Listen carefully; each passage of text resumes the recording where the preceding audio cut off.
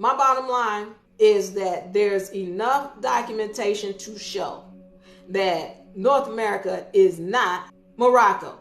And then if somebody is bringing that to you, tell them to show you the documentation. Don't give me some roundabout stuff and don't insinuate. No, don't insinuate it. Put it in writing, because I got 14 documents. Now there's more than these 14.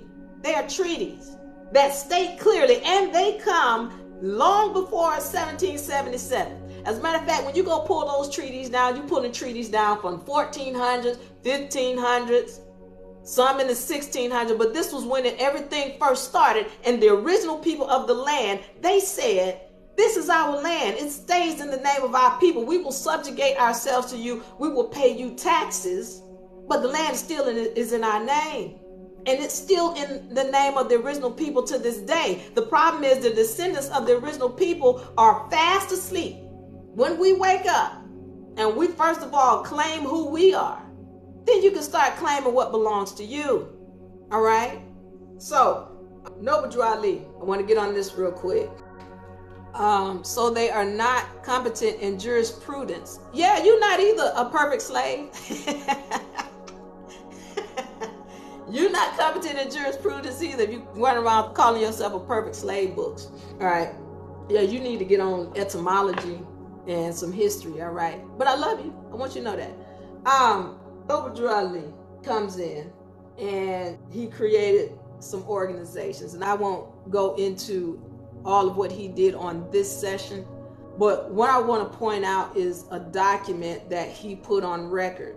And there's a lot of flaws in it. A lot of these Moors have come, this is a religion for them. So they're not going to read the document for themselves the same way Christians don't read the Bible. They don't read the Bible. They don't know what's in it. They're not going to go and read the document for themselves. They're only going to believe what somebody told them. And so I need to point out that there were flaws in that document, just I've pointed out to the Christian that there are flaws in the Bible. And of course, they don't want to hear that because that shakes their whole foundation. Well, I understand it's the same thing with some of you people who call yourselves Moors. So pay attention. He says, Noble Ali, in his document that he's sent into Congress, that the people came from another land. And then we met up with our relatives, and so now we are one. And so now we the owners of this land by default. Okay, there's a flaw in that theory. Again, I say to you, if you want to come with the argument that, oh, we're all related, that's fine. But if the houses get separated, grandmama over here and grandmama's sister end up separating and her family go off that way. Grandmama has established her house over here. Grandmama's sister, children can't just come over here and bust in on the house and be like, oh, well, we want this room, we want that room over there, we want that room. That's not how that works. You don't get to just bust in and then say, oh, we claiming this as Moors. Going back to the treaties, the name of this land, or the land, is in the name of the original people to this day. It is under treaty. And if you can't tie back to those original people, then you are not a descendant of this land and you do not have entitlement to it. Furthermore, what you are calling yourself will establish whether you have entitlement to this land or not. If you're calling yourself black, you're saying you're dead. If you're calling yourself colored, you're saying you're fake. If you're calling yourself Negro, you're really saying that you're an Albion.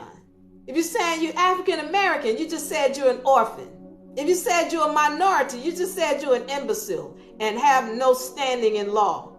So I'm just giving you the facts. These are, you got to understand on a legal level what the ramification is for the title that you're calling yourself. Everything is a contract. Everything is legal. That's what we are. You just contracting. And every time you open your mouth and you start talking, you're writing a contract. Recognize what you're saying and what you're calling yourself, because people are holding you to it. If you're calling yourself dead and ignorant and a non-descendant and from somewhere else, a descendant of the slave, then understand why you get that treatment.